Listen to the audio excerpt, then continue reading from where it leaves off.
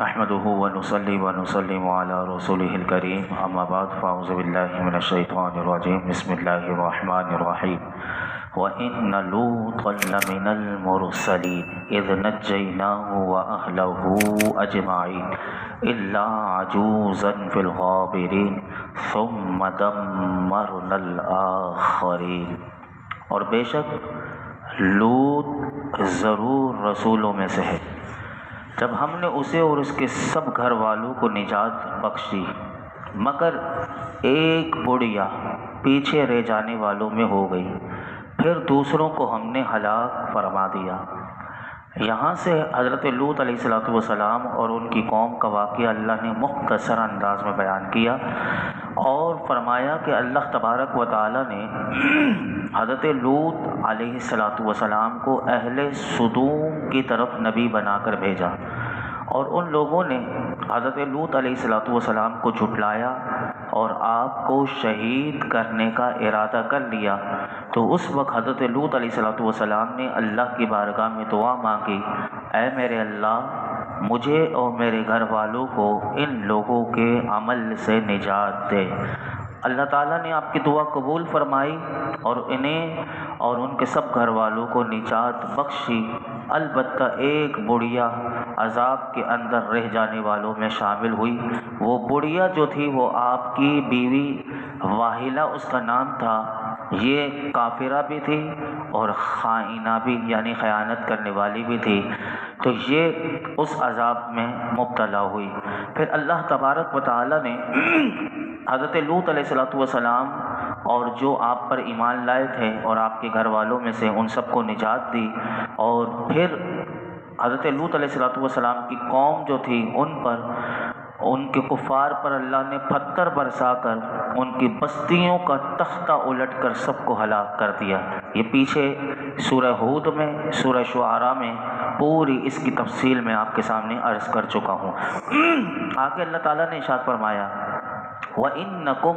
لَتَمُرُّونَ عَلَيْهِمْ مُصْبِحِينَ وَبِاللَّيْلِ أَفَلَا تَعْقِلُونَ، اور اے لوگو، بے شک تم صبح کے وقت ان کے پاس سے گزرتے ہو اور رات کے وقت بھی ان بستیوں سے گزرتے ہو، تو کیا تم سمجھتے نہیں؟ اللہ تعالیٰ نے کافروں کو، کفار مکہ کو، جو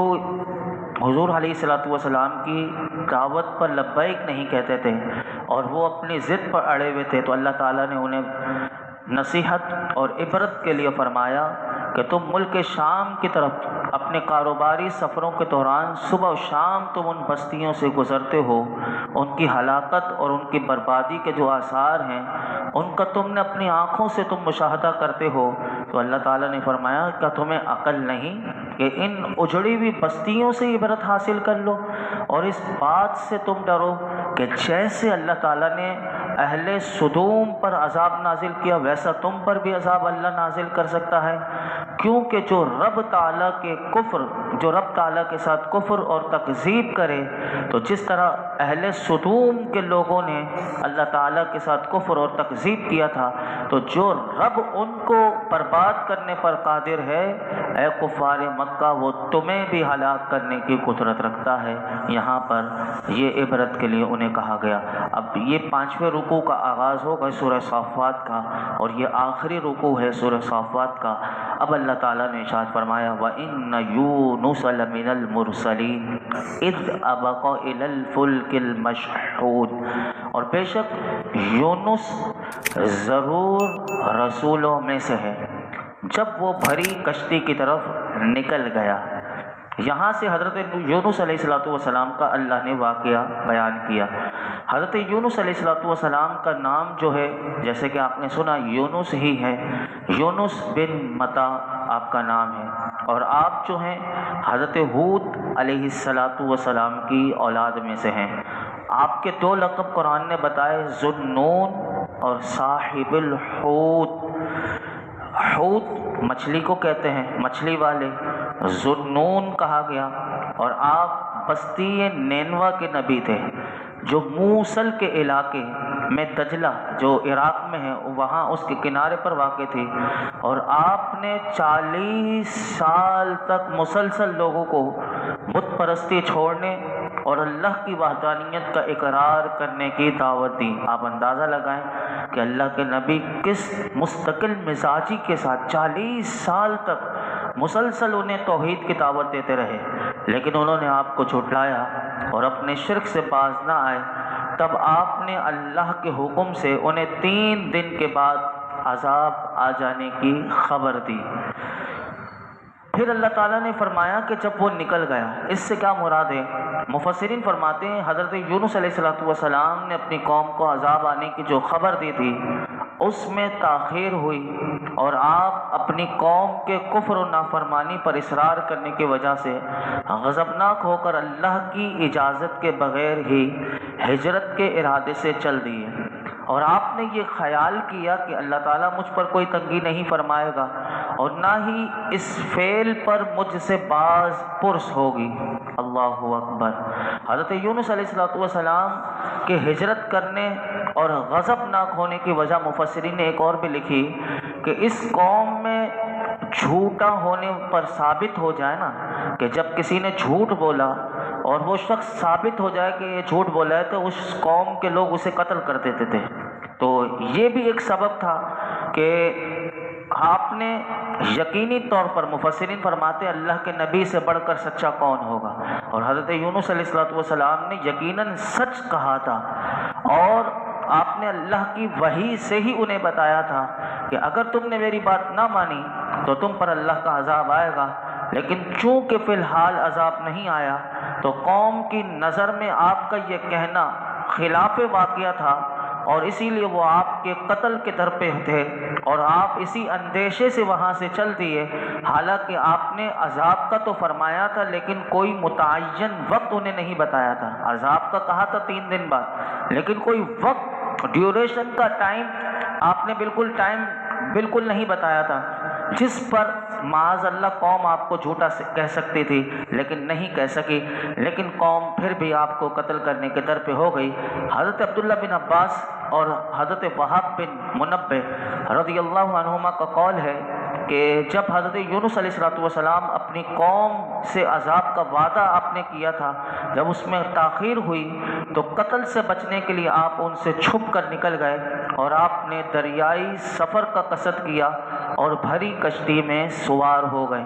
جب کشتی درمیان میں پہنچی تو ٹھہر گئی۔ اب دیکھیے اللہ تعالیٰ جو چاہے، یہ اس کی مشیت ہے۔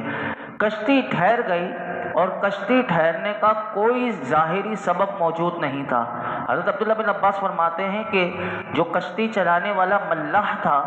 اس نے کہا کہ ان کا دیکھیے کیسا نظریہ تھا کہ اس کشتی میں اپنے مولا سے بھاگا ہوا کوئی غلام ہے، تو چنانچہ وہ کیا کرتے تھے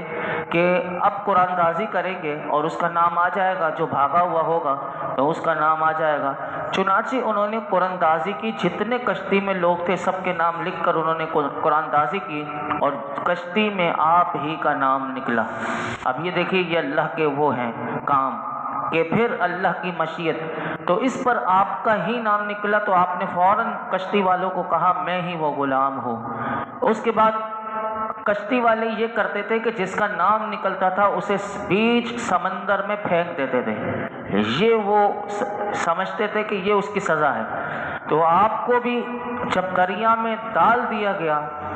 اور ان کا یہ اتنا نظریہ پکا تھا، یقین دیکھیے کہ وہ کشتی والوں کا کہ جب تک دریا میں اسے نہیں ڈال دیا جائے گا اور وہ غرق نہ ہو جائے، کوئی بھی بھاگا ہوا اگر کشتی کے ساتھ ان کے ساتھ یہ معاملات ہوتے تھے تو وہ سمجھتے تھے کہ جب تک وہ سمندر کے بیچ میں چلا جائے گا، ڈوب جائے گا، پھر ہماری کشتی چلے گی۔ چنانچہ انہوں نے پھر آپ کو بھی سمندر میں ڈال دیا۔ علامہ احمد ساوی رحمۃ اللہ علیہ کیا کہتے ہیں وہ بھی سن لیجئے۔ تفسیر ساوی میں علامہ احمد ساوی رحمۃ اللہ علیہ فرماتے ہیں کہ حضرت یونس علیہ السلام نے اپنے اجتہاد کی وجہ سے کشتی میں سوار ہوئے تھے، کیونکہ عذاب میں تاخیر ہوئی تھی، تو حضرت یونس علیہ السلام کو یہ گمان ہوا کہ اگر وہ اپنی قوم میں ٹھہرے رہے تو وہ انہیں شہید کر دیں گے، کیونکہ ان لوگوں میں یہ دستور تھا کہ جس کا جھوٹا ہونا ثابت ہو جائے وہ اسے قتل کر دیتے تھے۔ اب آپ دیکھیے کہ ہماری قوم میں کتنا جھوٹ بڑھتا چلا جا رہا ہے۔ آج جھوٹ کو جھوٹ نہیں سمجھتے، لیکن پہلے لوگ کافر ضرور تھے، لیکن یہ برائیاں کتنی اس کو اہمیت سمجھتے تھے کہ جھوٹ کتنی بڑی برائی ہے، تو اس کی سزا وہ قتل کر دیتے تھے۔ حالانکہ یہ ہماری شریعت میں بندہ توبہ کر لے، لیکن یہ جھوٹ کے بارے میں جس طرح آقا علیہ الصلوۃ والسلام نے فرمایا انسان جب جھوٹ بولتا ہے تو کیسی بدبو نکلتی ہے اس کے منہ سے کہ فرشتہ بھی دور چلا جاتا ہے۔ اللہ ہمیں جھوٹ سے محفوظ فرمائے۔ تو چنانچہ تو علامہ صابری رحمۃ اللہ علیہ فرماتے ہیں کہ حضرت یونس علیہ السلام کا کشتی میں سوار ہونا، یہ یاد رکھیے گا، اللہ کی نافرمانی نہیں کی اور نہ ہی ان سے کوئی کبیرہ صغیرہ گناہ ہوا تھا۔ اور یہ یاد رکھیے گا اللہ کے سارے نبی معصوم عن الخطا ہوتے ہیں، ان سے گناہ ہو ہی نہیں سکتا، ناممکن ہے، اللہ ان کے لیے ناممکن ہے۔ تو یہ یاد رکھیے گا، کوئی واقعات سن کر یہ نہ سمجھے کہ ان سے کوئی گناہ ہو گیا تھا۔ تو یہ سب اللہ کی مشیت ہے اور سب اللہ کی طرف سے ایک آزمائش ہے، اور نبیوں پر سب سے زیادہ اللہ کی طرف سے آزمائش آتی ہے۔ اور مچھلی کے پیٹ میں جو اللہ نے آپ کو قید کروا کر جو ان کا مواخذہ ہوا، تو اس کو تفسیر صحابی میں علامہ صحابی فرماتے ہیں وہ اولا کام کی مخالفت کی بنا پر ہوا تھا، کیونکہ ان کے لیے اولا یہ تھا کہ وہ اللہ کے حکم کا انتظار کرتے، یعنی انہوں نے اپنے اجتہاد سے وہ سوار ہو گئے تھے۔ تو اب دیکھیے اللہ کی طرف سے آزمائش کیسے آئی، آگے اللہ تعالیٰ کیا فرماتے ہیں سنیے۔ فرمایا فَسَاهَمَ فَكَانَ مِنَ الْمُدْحَضِينَ فَالْتَقَمَهُ الْحُوتُ وَهُوَ مُلِيمٌ، تو کشتی والے نے قرعہ ڈالا تو یونس دھکیلے جانے والوں میں سے ہو گئے، پھر انہیں مچھلی نے نگل لیا، وہ اپنی آپ کو ملامت کر رہے تھے۔ جب حضرت یونس علیہ السلام کو دریا میں ڈال دیا گیا تو اللہ نے پہلے سے ایک مچھلی کو کہا ہوا تھا، اتنی وہ اپنا منہ کھولے ہوئے وہیں وہ تیار تھی، جیسے آپ کو دریا میں ڈالا گیا تو وہ مچھلی نے فوراً اپنے آپ کو نگل لیا، اور جیسے ہی آپ مچھلی کے پیٹ میں گئے تو قرآن بتاتا ہے کہ آپ اپنے آپ کو اس بات پر ملامت کر رہے تھے کہ میں نے جلدی نکلنے میں کیوں کی اور قوم سے جدا ہونے میں اللہ کے حکم کا انتظار کیوں نہ کیا۔ یہاں تک بھی روایتوں میں آتا ہے کہ اللہ نے مچھلی کو الہام فرمایا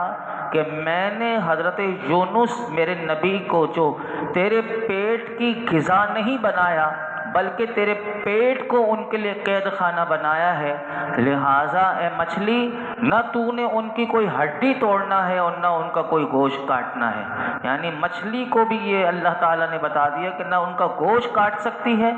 اور نہ تو ان کی کوئی ہڈی توڑ سکتی ہے، صرف تیرا پیٹ جو ہے وہ ان کے لیے قید ہے۔ اللہ اکبر، وہ کتنا قید میں رہے، کیونکہ وقت میرا مکمل ہو رہا ہے، ایک دو آیات میں کر کے اپنی گفتگو سمیٹتا ہوں۔ اللہ تعالیٰ ارشاد فرماتا ہے فَلَوْلَا أَنَّهُ كَانَ مِنَ الْمُسَبِّحِينَ لَلَبِثَ فِي بَطْنِهِ إِلَى يَوْمِ يُبْعَثُونَ فَنَبَذْنَاهُ بِالْعَرَاءِ وَهُوَ سَقِيمٌ، تو اگر وہ تسبیح کرنے والا نہ ہوتا تو ضرور اس دن تک اس مچھلی کے پیٹ میں رہتا کہ جس دن لوگ اٹھائے جائیں گے، پھر ہم نے اسے میدان میں ڈال دیا اور وہ بیمار تھا۔ اللہ اکبر۔ اللہ تعالیٰ نے فرمایا کہ حضرت یونس علیہ السلام کو جو نجات ملی وہ اللہ کے ذکر کرنے کی برکت سے ملی۔ فرمایا کہ ذکر الہی کی کثرت کرنے والے حضرت یونس علیہ السلام تھے، اور وہ مچھلی کے پیٹ میں اللہ کا ذکر کیا کر رہے تھے، لا الہ الا انت سبحانک انی کنت من الظالمین۔ مفسرین فرماتے ہیں کہ اللہ تعالیٰ نے فرمایا کہ وہ مچھلی کے پیٹ میں یہ آیت کریمہ پڑھنے والے نہ ہوتے تو ضرور قیامت جب تک نہ آتی وہ مچھلی کے پیٹ میں ہی رہتے۔ تو یہاں سے علماء فرماتے ہیں کہ یہ بات ہمیں کس طریقے سے اچھی طریقے سے سمجھ میں آ گئی کہ اللہ کا ذکر انسان کو ہر جگہ کام آتا ہے۔ اب دیکھیے مچھلی کے پیٹ میں بھی اللہ کا ذکر ہو رہا ہے، اور وہ 3 اندھیرے تھے۔ آپ اندازہ لگائیں، ایک سمندر کا اندھیرا، ایک رات کا اندھیرا، اور پھر وہ مچھلی کے پیٹ کا اندھیرا، 3 اندھیرے، تہ تر تہ اندھیرے، کیا وہ اندھیرے ہوں گے؟ اب اس کے بارے میں حدیث پاک بھی آپ کے سامنے رکھتا ہوں۔ حضرت سعد رضی اللہ تعالیٰ عنہ روایت کرتے ہیں کہ نبی کریم صلی اللہ علیہ وسلم نے ارشاد فرمایا کہ مچھلی کے پیٹ میں حضرت یونس علیہ السلام نے جو دعا مانگی وہ یہ دعا مانگی، لا الہ الا انت سبحانک انی کنت من الظالمین۔ پھر میرے آقا نے فرمایا جو مسلمان اس کے ذریعے اللہ سے دعا مانگے اللہ اس کی دعا قبول فرمائے گا۔ یعنی ہم بھی اگر آیت کریمہ پڑھ کر دعا مانگیں، جب بھی ہمیں موقع ملے تو آیت کریمہ پڑھیں، لیکن اجتماعی طور پر اس میں ایک مسئلہ ہے کہ علماء نے فرمایا وہ نہیں، لیکن انفرادی جب بھی آپ وہ پڑھیں دعا میں آپ ضرور اسے پڑھیے، لا الہ الا انت سبحانک انی کنت من الظالمین، اور پھر آپ کے دل میں جو مقصد ہو وہ دعا مانگیے۔ مفسرین فرماتے ہیں کہ تم آسانی کے وقت اللہ کا ذکر کرو، وہ تمہیں تمہاری سختی اور مصیبت کے وقت اللہ تمہیں یاد کرے گا۔ اور حضرت یونس علیہ السلام اللہ کے نیک بندے تھے اور اللہ کا ذکر کرنے والے تھے، اور وہ مچھلی کے پیٹ میں گئے تو اللہ نے ان کی تعریف میں یہی فرمایا اگر وہ تسبیح کرنے والا نہ ہوتا تو ضرور اس دن تک قیامت تک مچھلی کے پیٹ میں رہتا، جس دن تک لوگ وہ اٹھائے جائیں گے قیامت میں۔ اور اسی کے برعکس قرآن میں اگر ہم دیکھتے ہیں تو ایک فرعون بھی تھا۔ اللہ یہ دیکھیے قرآن کیسے ہمیں سمجھ میں آتا ہے، تو مفسرین فرماتے ہیں اس کے برعکس فرعون ساری زندگی اللہ کا نافرمانی کرتا رہا، سرکشی کرتا رہا اور اللہ کو بھولا رہا، لیکن جب وہ بھی ڈوبنے لگا تو اب اس نے اللہ کو یاد کیا تھا۔ وہ بھی قرآن بتاتا آمنت انہ لا الہ الا الذی آمنت بہ بنو اسرائیل، کہ میں اس بات پر ایمان لایا کہ اللہ کے سوا کوئی معبود نہیں کہ جس پر بنی اسرائیل ایمان لائے۔ جب وہ ڈوبنے لگا تو اس نے بھی اللہ کا ذکر کرنا چاہا اور ایمان لایا، لیکن اللہ نے اسے کیا جواب دیا فرعون کو؟ فرمایا الآن وقد عصیت قبل، کہ اسے کہا گیا کہ اب ایمان لاتے ہو حالانکہ تو اس سے پہلے تو نافرمان رہا۔ تو یہ باتیں ہمیں بتائی گئی۔ اور آخری بات اللہ نے ارشاد فرمائی کہ جب حضرت یونس علیہ السلام نے دعا مانگی تو اللہ نے انہیں مچھلی کے پیٹ سے نکال کر میدان میں ڈال دیا، اور مچھلی کے پیٹ میں رہنے کی وجہ سے آپ ایسے کمزور، دبلے پتلے، نازک ہو گئے کہ جیسے بچہ پیدا ہوتا ہے تو کیسا ہوتا ہے، نازک سا، بالکل ایسے دبلے پتلے کہ جسم پر گوشت بھی نہ رہا۔ اللہ اکبر، کہ آپ کے جسم کی کھال اتنی نرم ہو گئی کہ بدن پر کوئی بال بھی باقی نہ رہا۔ اب آپ کے جسم پر سارے بال تھے لیکن مچھلی کے پیٹ میں گئے تو جسم پر کوئی بال باقی نہ رہا۔ اور مفسرین نے اس کے بارے میں مختلف اقوال لکھی کتنے دن آپ مچھلی کے پیٹ میں رہے، تو بعض نے کہا اسی ایک دن، کسی نے 3 دن، کسی نے 7 دن، 20 دن، 40 دن کم از کم آپ مچھلی کے پیٹ میں رہے اور پھر آپ مچھلی کے پیٹ سے نکالے گئے۔ جو بھی روایت ہو، لیکن آپ اندازہ لگائیں چاہے 1 دن بھی رہے تو جسم کیسا ہو گیا،